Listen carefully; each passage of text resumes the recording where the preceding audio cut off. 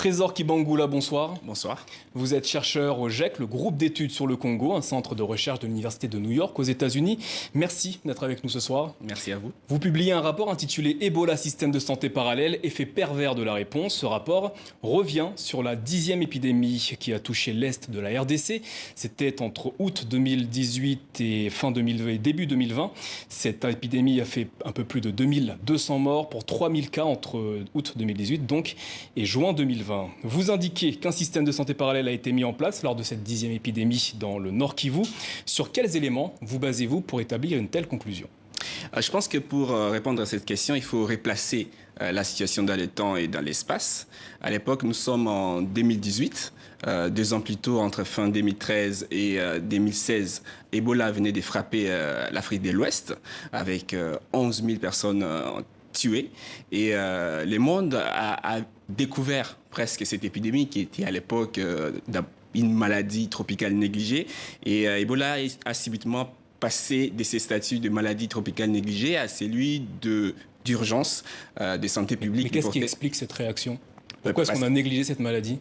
Parce qu'à l'époque, Ebola touchait, même aujourd'hui, ça touche qui est des zones vraiment rurales, là où la pauvreté, là où les conditions de vie sont très très difficiles. Alors, lorsque la 10e épidémie d'Ebola se manifeste à l'est de la République démocratique du Congo, à Mangina, près d'un centre urbain, Butembo, Beni, et aussi près des routes commerciales qui mènent à la fois vers le Rwanda, l'Ouganda et même voir le Moyen-Orient et la Chine. Alors, le monde se mobilise.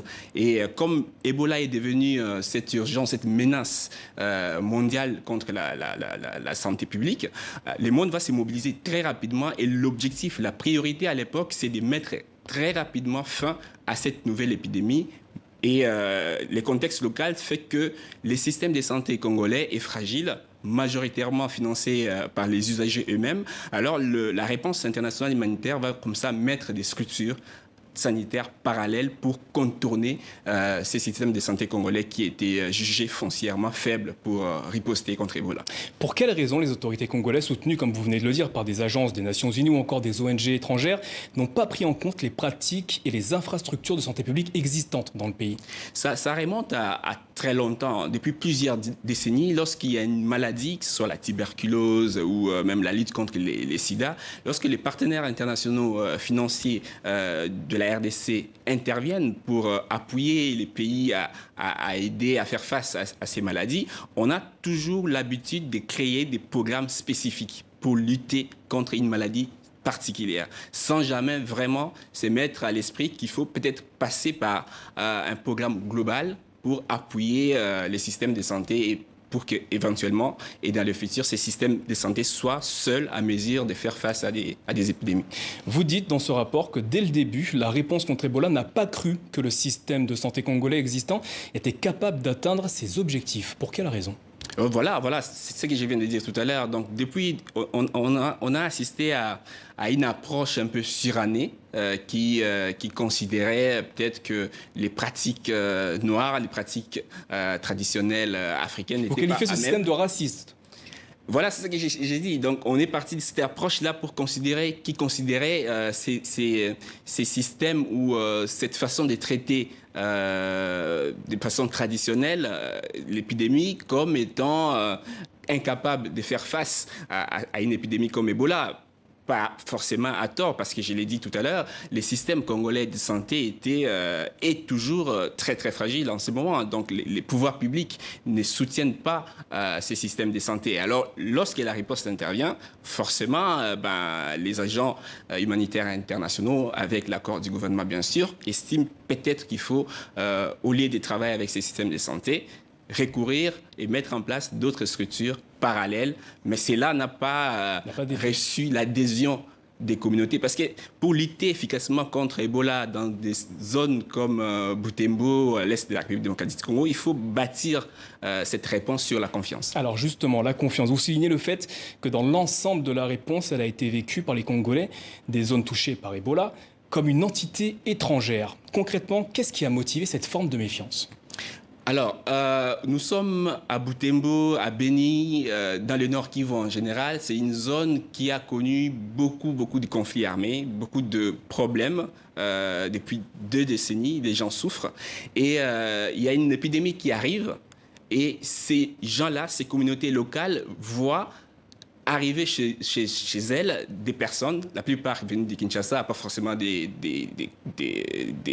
non-congolais, mais des gens sont venus aussi de Kinshasa et d'ailleurs en Afrique pour riposter, pour lutter contre cette épidémie. Et ça a été mal vécu par la population. Ça a été mal vécu parce que pour eux, on souffre depuis longtemps. Il y a par exemple l'ADF qui tue des gens à côté depuis longtemps. Ils n'ont jamais vu cette engouement, cette mobilisation de la communauté internationale pour venir porter secours, pour venir trouver des solutions à ces problèmes-là. Alors, subitement, pour une épidémie, pourquoi est-ce que le monde s'est mobilisé? Alors, ça crée la méfiance. Et le fait que cette réponse ne s'est pas appuyée sur des médecins à qui ces populations-là avaient confiance, le fait que la réponse ne s'est pas appuyée sur les hôpitaux congolais, ça a encore motivé cette méfiance. Alors justement, vous parliez de méfiance. Nos équipes s'étaient rendues en République démocratique du Congo et s'étaient intéressées l'an dernier à ce sujet des violences. Vous voyez ce reportage réalisé par Amani Alimassi et Karine Barzegard. Ils ont choisi de manifester au son des sifflets et des sirènes d'ambulance, comme pour marquer l'urgence de leur lutte contre Ebola, ses difficultés et ses dangers aussi. Ces hommes et femmes qui défilent en blouse blanche, ce sont les infirmiers et les médecins de Butembo, ceux qui risquent leur vie chaque jour pour tenter d'éradiquer le virus. Une fois arrivés à la mairie, ils déposent un mémorandum pour les autorités du Nord Kivu, avec des revendications très précises. Nous demandons aux autorités politico-administratives, le président de la République à travers le maire de Butembo, de garantir notre sécurité et celle des agents de riposte, de diligenter une enquête et enfin d'octroyer une prime de risque à tout le personnel soignant.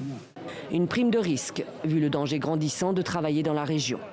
Depuis 3 mois, les centres de traitement d'Ebola sont régulièrement pris pour cible, attaqués et incendiés par des groupes armés qui n'hésitent pas à tuer le personnel de santé. Début mars, après 2 raids consécutifs, l'ONG Médecins sans frontières a suspendu ses activités à Katwa et à Butembo. Depuis cette date, le nombre de décès et de cas avérés a nettement augmenté. Cette série d'attaques complique encore davantage le travail des équipes anti-Ebola, déjà confrontées à la résistance d'une partie de la population qui vit dans le déni de la maladie. Lors de la dernière attaque en date, vendredi, c'est un expert de l'Organisation mondiale de la santé qui a été assassiné. Si rien n'est fait, les médecins de Butembo menacent de déclencher une grève totale dans toutes les zones concernées. Les violences évoquées dans ce sujet auraient-elles pu être évitées? Je pense oui. Nous pensons en tout cas au GIEC que ça aurait pu être évité si la réponse avait une autre approche par rapport à la problématique locale. Parce que la réponse finalement, un recourant pour se protéger à des soldats, par exemple, pour des escortes et tout ça, ça a participé à un cercle vicieux de militarisation dans cette région qui est déjà en proie à l'activisme de beaucoup de groupes d'armées. Ebola est aujourd'hui une maladie évitable par la vaccination. Toutefois, qu'en est-il de la disponibilité des vaccins pour la population? En tout cas, nous espérons, en tout cas au GIEC, nous espérons que finalement, avec les leçons apprises par cette réponse contre l'épidémie d'Ebola, la 10e épidémie, parce qu'il y a une 11e qui sévit déjà du côté nord-ouest du pays. Donc, nous espérons que le système congolais va finalement être renforcé parce qu'on peut éviter Ebola, notamment en faisant une vaccination préventive. Il ne faut pas seulement attendre que l'épidémie frappe des zones pour intervenir. Et c'est là, c'est démontré que c'est très complexe à mettre en place. Une 11e épidémie d'Ebola est en cours dans la province de l'Équateur, dans le nord-ouest de la République démocratique du Congo. Elle a déjà fait 50 morts. Selon vous, quelle doit être la stratégie des autorités pour endiguer ce virus? On a vu des ambassadeurs européens aller sur place. Ils ont remarqué ce que nous, on essaie déjà de dire dans notre rapport, qu'il y a une sorte de Ebola business qui continue, des fonds qui sont débloqués pour lutter contre Ebola n'arrivent pas souvent à destination soit des hôpitaux, soit des médecins qui travaillent sur place. Donc il y a déjà au Congo ces grands problèmes de transparence dans la gestion des fonds publics et aussi, nous insistons encore une fois, il faut renforcer les systèmes de santé locaux. Merci Trésor Kibangula d'avoir répondu à nos questions ce soir. C'est moi qui vous remercie.